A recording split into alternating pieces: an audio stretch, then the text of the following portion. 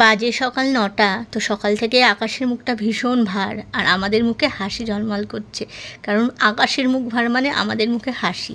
দেখ চলো কিছু কাজ সেরে নিই। এই ব্যাগটা দেখছো, এই ব্যাগটা করে আধ ব্যাগের উপরে আম পাঠিয়েছিল আমাদের এক পরিচিত। তাদের বাগান আছে আর ৭০ থেকে ৮০খানা আম গাছ। তো এই পর্বে কিছু আম পেড়ে নেওয়া হচ্ছে, আর সেগুলো বাজারে ডিরেক্ট সেল করার জন্য ভ্যানে ভ্যানে করে পাঠিয়ে দেওয়া হচ্ছে। তো সেই জন্যই আমাদের বলেছিল যে আম গাছ থেকে আম পেড়ে যখন বাজারে নিয়ে যাওয়া হবে তখন একটা জায়গায় দাঁড়াতে বলেছিল আমার হাজব্যান্ডকে। তো ব্যাগে ভরে আর কি আম দিয়েছিল, সেখান থেকে অর্ধেক আম আমার শ্বশুরবাড়িতে দিয়ে এসেছে আমার হাজব্যান্ড, আর কিছু আমাদের জন্য বাড়ির জন্য নিয়ে এসেছে। দেখো কি সুন্দর কালারগুলো দেখলেই বোঝা যাচ্ছে যে আমগুলোর কোয়ালিটি ভীষণ ভালো হবে। হ্যাঁ, ভয়েস ওভার তো আমি পরে দিচ্ছি। সত্যি খুব মিষ্টি, ভীষণই মিষ্টি আমগুলো। আর এগুলোর নাম বললো মুম্বাই আম। কালার আর গন্ধে না ঘরটা একদম, না কালারে নয় মানে গন্ধে পুরো ঘরটা ম করছে।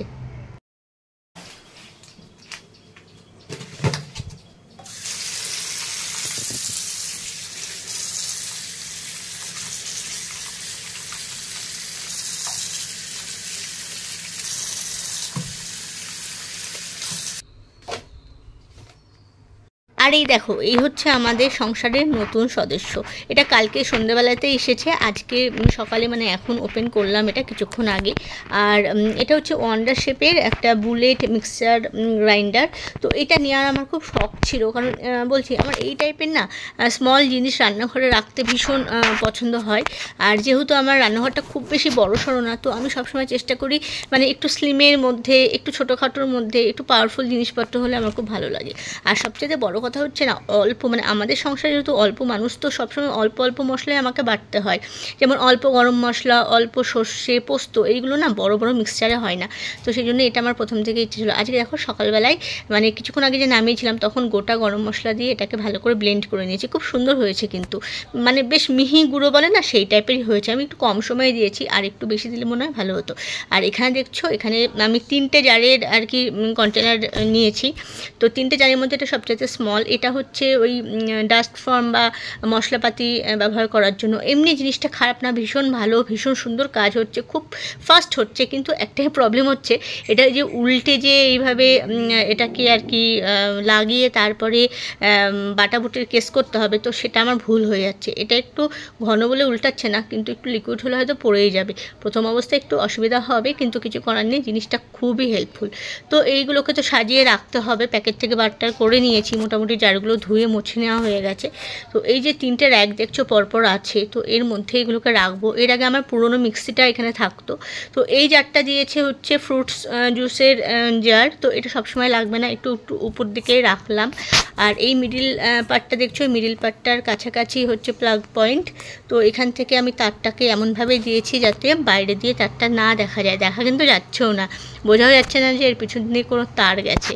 তো ওইখানে ফুল টুল রাখা আছে দেখছো, আর প্লেটের যে স্ট্যান্ড তার পিছন দিয়েও তারটাকে তুলে দিয়েছি। তো ওই সেকেন্ড পার্টে মিক্সিটাকে রাখবো। আর একদম উপরে রাখছি জুসারটা, মানে জুস যে জার বড় টাইপের যেটা দিয়েছে। আর ওইটার মধ্যে আর কিছু সেরকম রাখছি না। ওখানে গার্বেজ পেপার আছে, কিছু নাটস রাখা আছে, মশলাপাতি রাখা আছে। তো ওখানে আরামসে ওটা সেট হয়ে গেছে। আর এখানে হচ্ছে যে মিডিয়াম শেপের ব্লেন্ডারটা রয়েছে, মানে মিল্ক শেক বা স্মুদি এগুলো বানানোর জন্য, সেটা থাকছে। আর যে ছোটো জারটা আছে মশলা বাটার জন্য, সেইটাকে ওখানে রাখবো। মোটামুটি এগুলো আরামসে ধরে যাচ্ছে একসাথে। আর এই রান্নাঘর গোছাতে একপাশে চা বসিয়ে দিলাম, কারণ জলখাবার এখন হয়নি সেই জন্যই। কিন্তু এখানে দেখো অ্যালুমিনিয়াম যে ফয়েল পেপার, সেটা রাখার জায়গা পাচ্ছি না, মোটামুটি ওই কোনাটায় রাখতে হচ্ছে। আর রান্নাঘরে না তেল কালি মোছার জন্য টিস্যু পেপারটা আমার ভীষণ দরকার হয়।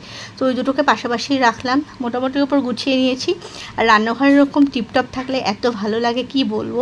এখানে যে সেরামিকের কন্টেনারগুলো দেখছো, এগুলোও কয়েক মাস হলো এনেছি, সেট কিনে আলাদা করে নিয়ে এসেছি। তো এরকম সাজিয়ে গুছিয়ে রাখতে না বেশ ভালো লাগে, মনটাও যেন কোথাও একটা ফ্রেশ লাগে রান্নাঘরে ঢোকার পর।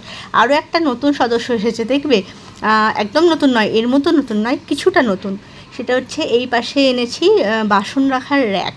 মানে এগুলো তো অনেক সময় সেই ওয়াল হ্যাঙ্গিংও হয়, এটা হচ্ছে স্ট্যান্ড করা, পায়া আছে। আর ওই যে ওইটাকে দেখছি ওটা হচ্ছে আমার বিয়ের সময় পাওয়া মিক্সি, জয়পানের মিক্সি। আজকে এত বছর হয়ে গেল কোনো রকম কোনো ট্রাভেল দেয়নি, 2বার কি 3বার একটু সারাতে দিতে হয়েছে, এমনি ভীষণ ভালো। তবে মানে ছোট রান্নাঘরের জন্য এই ছোটো জিনিসগুলো কিন্তু বেশি ভালো লাগে।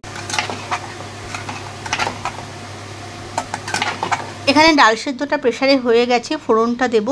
আর এই যে সর্ষে বেটেছিলাম, 2 ধরনের সর্ষে বেটেছি, সাদা সর্ষে আর কালো সর্ষে, টক দই দিয়ে একসাথে ইলিশ ভাপা হবে। এখানে মাছটা ফ্রিজ থেকে আগে থাকতে সকালে বার করে রেখেছিলাম যাতে বরফটা কেটে যায়, আর মাছগুলো রেখে দিয়েছি। যা হবে ওই মোটামুটি হিসাব করে বানাবো। তবে এখন না, আগে ছোটো ছেলেকে স্কুল থেকে নিয়ে আসি, তারপরে একটু দোকানে যাবো, টুকটাক কেনাকাটা আছে, ওইদিকে ভাতটাও হয়ে যাবে, ততক্ষণ ঝটপট করে টিফিনটা করে নিই।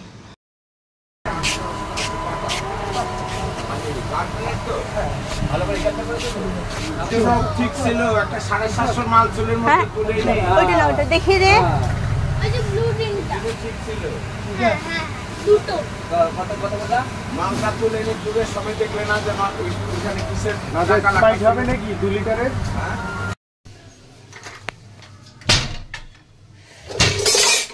তো কালকে বৃষ্টি হয়ে যাওয়ার পর থেকে আজকে সকাল থেকে এত হাওয়া দিচ্ছে।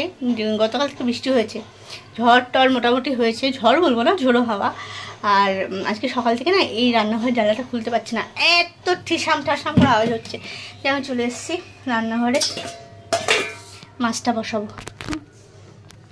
ভেবেছিলাম মাখিয়ে বসিয়ে দিয়ে যায়, তো ম্যারিনেট করে মাখিয়ে রেডি করে দিয়ে রেখে যায়, এসে চট করে বসিয়ে দেবো, হয়ে যাবে। কিন্তু সেটুকু আর সময় করতে পারিনি, এখন করিনি।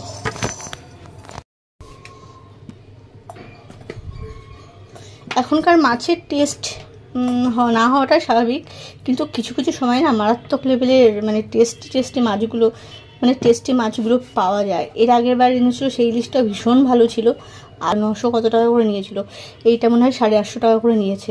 কিছু দেখবে একদম ছোট নয় বড় নয়, একটা মাঝারি মাপের ইলিশ, খুব সেন্টেড হয় সেই টাইপের। একটু কাউন্ট করে নি কটা হবে, 1 2 3 4 5 6 7 লেজা যাবে আমার। আমি ইলিশের লেজা খেতে ভীষণ ভালোবাসি, জানি খুব কাটা, কিছু করার নেই, ভীষণ ভালোবাসি। আচ্ছা 1 2, এবারে হবে 3।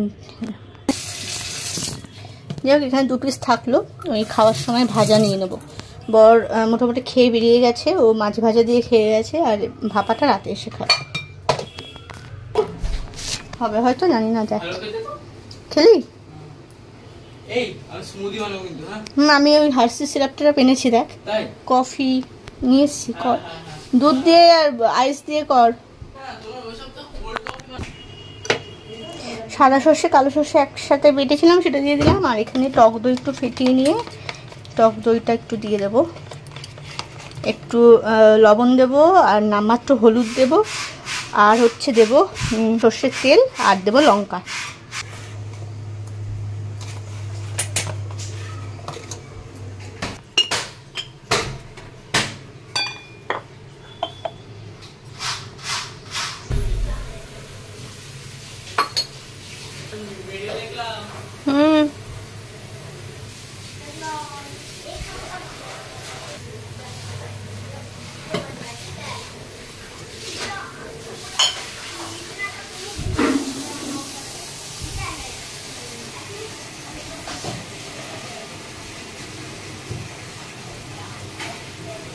কি এবার হাতে মাখানোটাই ভালো, তাই না?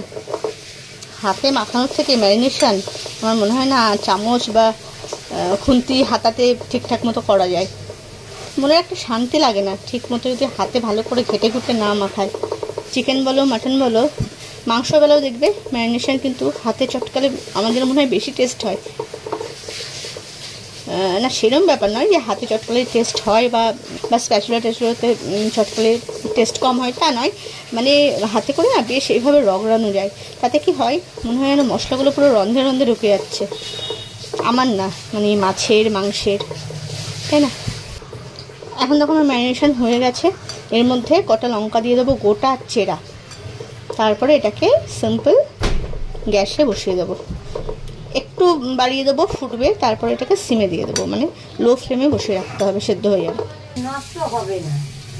সেটাই। এখানে ছোটো ছোটো লঙ্কাগুলো দিয়ে দিলাম যাতে ভাতে বেশ টিপে খাওয়া যায়। রেডি, এবার এটাকে বসিয়ে দেবো।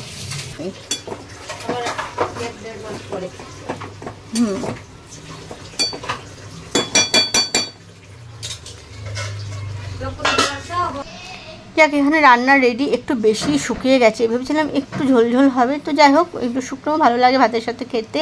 আর এখানে মাছ ভাজা বসিয়ে নিয়েছি, কারণ লাঞ্চের টাইম চলছে। আমি আর বড় ছেলে খাবো, কারণ মাছ ভাজা ছোটো ছেলেকে দিই না। আর বর তো বললাম সকালে মাছ ভাজা খেয়ে বেরিয়েছে, তো সেই জন্য মাছটা ভেজে নিলাম আর ওখানে ছেলেকে দিয়ে দিয়েছি, বড় ছেলেকে। আর আমার খাবারটাও নিয়ে নিয়েছি। দেখো, আমি মাছ ভাজাতেও কিন্তু লেজাই নিচ্ছি। আর এবেলা পেটে নিলাম, এবেলা আর লেজা নিলাম না, ওবেলা দেখা যাবে। যাক, চটপট করে খেয়ে নিই।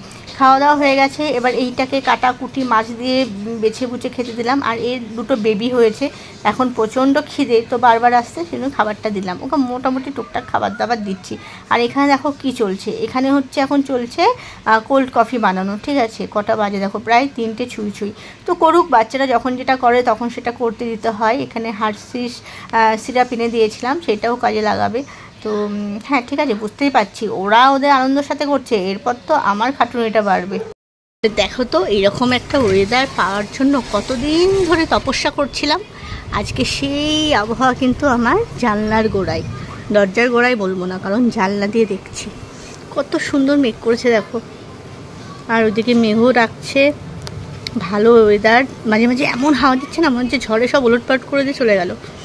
ভীষণ ভালো লাগছে ওয়েদারটা। গাছপালাগুলোকে একবার দেখো, দুরন্ত হয়ে উঠেছে পুরো হাওয়াতে।